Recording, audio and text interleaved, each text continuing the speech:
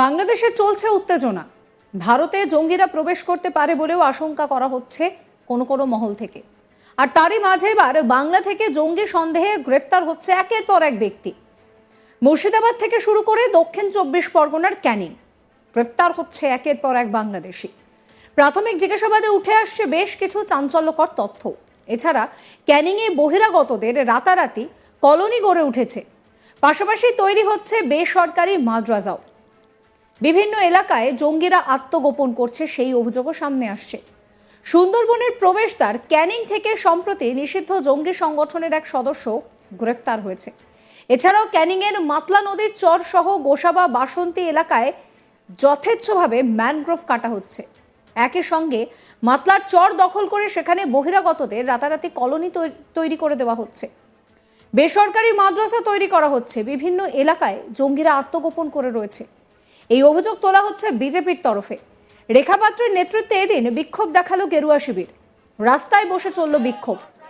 মোট 7 দফার দাবিতে এদিনের এই বিক্ষোভ, এবং এই বিক্ষোভের পর বিজেপির তরফ থেকে ক্যানিংয়ের মহকুমা শাসকের দফতরে একটি স্মারক জমা দেওয়া হয়েছে।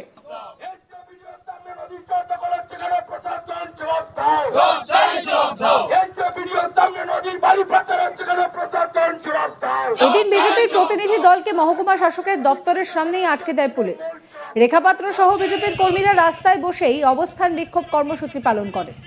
অভিযোগ, সাইবার ক্যাফেগুলিতে অবৈধভাবে আধার কার্ড এবং বার্থ সার্টিফিকেট তৈরি হচ্ছে।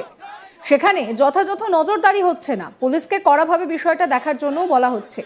এলাকায় যাতে প্রচুর পরিমাণে পুলিশ মোতায়েন থাকে, পুলিশের নজরদারি বাড়ানো হয় এবং একই সঙ্গে সিসিটিভি বসানোর দাবিও কিন্তু তোলা হয়েছে। যে সমস্ত অনুপ্রবেশকারীরা এলাকায় লুকিয়ে রয়েছে তাদেরকে খুঁজে বের করতে হবে বলে দাবি করেন রেখা পাত্র। কি বলছেন তিনি শোনাবো আপনাদের। ক্যানিংয়ে ডেপুটেশনে এসেছেন, মূল উদ্দেশ্য কি? মূল উদ্দেশ্য হলো এখানে যে দুর্নীতি চলছে, আপনারা জানেন যে মানুষের যেভাবে আজকের ক্যানিং নদীটা আপনারা দেখছেন, আমি তো ছোটোবেলা থেকে দেখে আসছি যে ক্যানিং নদীটা পলি পড়ে পড়ে যে অনেকটাই হয়ে গেছে, পরিপূর্ণ হয়ে গেছে, নদীটা বন্ধ হয়ে যাওয়ার মতো। তো সেই নদীর সাইড থেকে যে জঙ্গলগুলো আছে সেইগুলো কেটে কিন্তু বাইরের থেকে জামাতি রোহিঙ্গাদের কিন্তু এখানে বহিরাগত যারা আছে তাদেরকেই কিন্তু বসিয়ে দেওয়ার চেষ্টা হচ্ছে। আর তাদের থেকে এমনকি কিছু মোটা অঙ্কের অর্থ নিয়েও কিন্তু ওনারা কিন্তু এই দুর্নীতি করছেন। আমার মনে হয় ওনাদেরকে এখান থেকে অবিলম্বে তাড়ানো উচিত, যেহেতু এখানে একদম আমি দেখছি ক্যানিংয়ের ওপরেই কিন্তু এখানে কিন্তু থানা বলুন, এখানে ভিডিও বলুন, সব কিছুই আছে। তো এনাদের নাকের ডগায় এত কিছু হচ্ছে, তো এনারা কি করছে? পুলিশ প্রশাসন এবং বিডিও সাহেব এনারা কি করছেন? এনারাও কি তৃণমূলের কি একেবারে কি চটির সাথে সাথে ঘোরা শুরু করে দিয়েছেন? তৃণমূল ওনারা তো দেখে তো মনে হয় না যে ওনারা চটি পরে ডিউটি করছেন। ওনারা তো দিব্য একেবারে পুলিশের বুট পরে ওনারা পরিষেবা দিচ্ছেন মানুষকে। তো ওনারা সেই স্বতঃস্ফূর্তভাবে সেই ডিউটিটা করুক না, মানুষকে বুঝিয়ে দিক যে আমরা মানুষের জন্য আছি। রাজ্যের পুলিশ প্রশাসন বলুন আর এই বিডিও বলুন, আমরা সবাই মানুষের জন্য আছি, মানুষের পাশে আছি। এবং এই যারা বাইরের থেকে বহিরাগত রোহিঙ্গারা আসছে এদেরকে আমরা এখানে প্রশ্রয় দেব না, অবিলম্বে এদেরকে এখান থেকে তাড়াবো। এইটুকু অন্তত করে দেখা। ক্যানিং থেকে জঙ্গি গ্রেপ্তার, হিঙ্গলগঞ্জ থেকে জঙ্গি গ্রেপ্তার, এই রাজ্য কি জঙ্গিদের আখড়া হয়ে উঠছে, কি মনে করেন? অবশ্যই বাংলাদেশে আজকের যে হিন্দু সনাতনীদের উপরে যে অত্যাচার হচ্ছে, হিন্দুদের সম্মান বাঁচানোর চেষ্টা করেছে, মা বোনেদের সম্মান বাঁচানোর চেষ্টা করেছে, হিন্দু জাতি ধর্মকে রক্ষা করার চেষ্টা করেছেন, তারপরেও কিন্তু তাকে বিনা দোষে অ্যারেস্ট করেছেন। এবং তার কিন্তু শারীরিকভাবে শরীর তার অসুস্থ, এবং তার সাথে যে কি হচ্ছে ভেতরে আমরা কিন্তু জানতে পারছি না, কেননা আমাদের থেকে ওনারা অনেকটাই দূরে, আমাদের দেখতে এখান থেকে দেখাটাও অসম্ভব ব্যাপার। তাই আজকের যে ওনার ওপরে যে অত্যাচারটা করছে, কালকে যে আমাদের পশ্চিমবঙ্গে হিন্দু সনাতনী ইস্কনেদের ওপরে যে অত্যাচার করবে না তার কি গ্যারান্টি আছে? অলরেডি তো আমাদের হিঙ্গলগঞ্জ ক্যানিংয়ে এখানে দেখতে পাচ্ছেন যে এখানে এদেরকে ধরা পড়ে গেছে। এরা আজকের পাকিস্তানের থেকে যে জঙ্গিরাই আসছে এদেরকে ধরা পড়ে গেছে, এরা ধরা পড়ছে। এই 2-10 ধরা পড়ছে, এর থেকেও কত বেশি দেখা যাচ্ছে 100, 200, হাজার জঙ্গি এর ভেতরে ঘোরাঘুরি করছে। আমরা হয়তো আজকের এখানে ছোটোখাটো প্রোগ্রাম রেখেছি, এর ভিতরে হয়তো দেখা যাচ্ছে 2-1 আছে, তারা এখান থেকে খবর পাচার করার জন্য হয়তো আমাদের সাথ দিচ্ছে, আমাদের পাশে আছে। কিন্তু এদেরকে কিভাবে ধরতে হবে, কি করতে হবে, নিশ্চয়ই এখানকার যেখানে যেখানে জঙ্গিও আছে, আর বিশেষ করে আমাদের পশ্চিমবঙ্গের পুলিশকে সচেতন হতে হবে। আর এনাদেরকে, এই অপরাধীদেরকে অবিলম্বে ধরে এদের জায়গাটা বুঝিয়ে দিতে হবে যে এদের জায়গাটা কোথায়।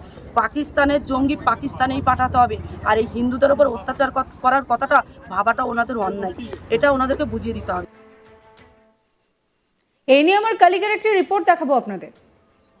রাজ্যের বিভিন্ন প্রান্তে অনুপ্রবেশের ঘটনা ঘটছে।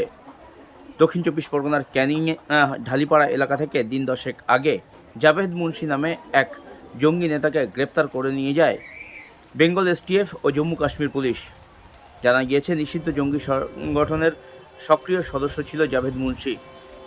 সেই ঘটনার পরে রাজ্য রাজনীতি যথেষ্ট তোলপাড় হয় এবং এই জঙ্গিরা রাজ্যের বিভিন্ন প্রান্তে ঢুকে যে ঘাঁটি গাড়ছে নিজেদের, তা মূলত রাজ্য সরকারের মদতে এবং তৃণমূল কংগ্রেসের মদতে, এমনটাই অভিযোগ করেছে বিজেপি।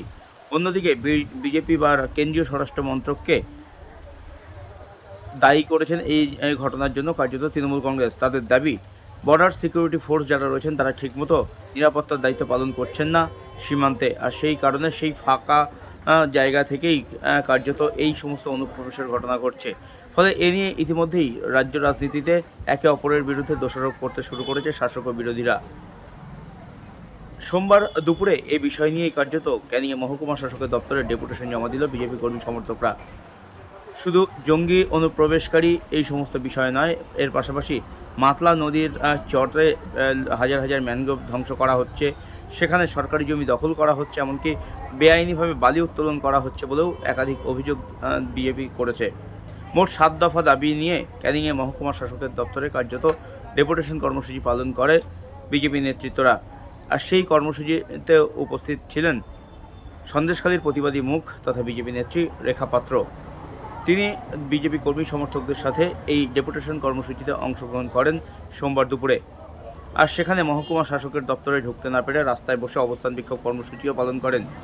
এরপর সংবাদ মাধ্যমের মুখোমুখি হয়ে তিনি যেমন এই জঙ্গি বা অনুপ্রবেশকারী নিয়ে একাধিক ক্ষোভ উগরে দেন, তেমনি নিরাপত্তার যে বিষয়টি রয়েছে সেই নিরাপত্তার বিষয়ে যাতে রাজ্য প্রশাসন আরও বেশি এই বিষয়টিতে গুরুত্ব দেয় সেই দাবিও করেন রেখা পাত্র।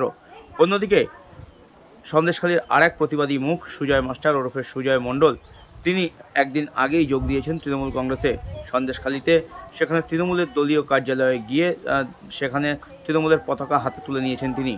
এই ঘটনা প্রসঙ্গে রেখা পাত্র দাবি করেছেন, সুজয় মণ্ডল তিনি তৃণমূলেরই লোক ছিলেন, নতুন করে তাকে তৃণমূলে যোগদানের নাটক করছে তৃণমূল কংগ্রেস।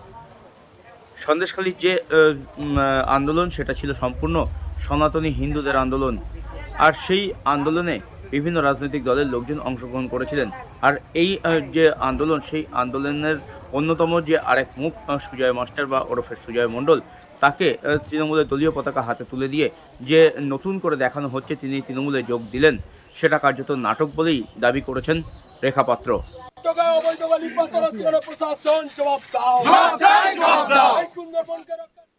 সাবস্ক্রাইব করবেন আজ তাক বাংলার ইউটিউব চ্যানেলকে, ফলো করতে ভুলবেন না হোয়াটসঅ্যাপ চ্যানেলও। আপনাদের নজর থাকুক আজ তাক বাংলার লাইভ স্ট্রিমিংয়ের দিকেও।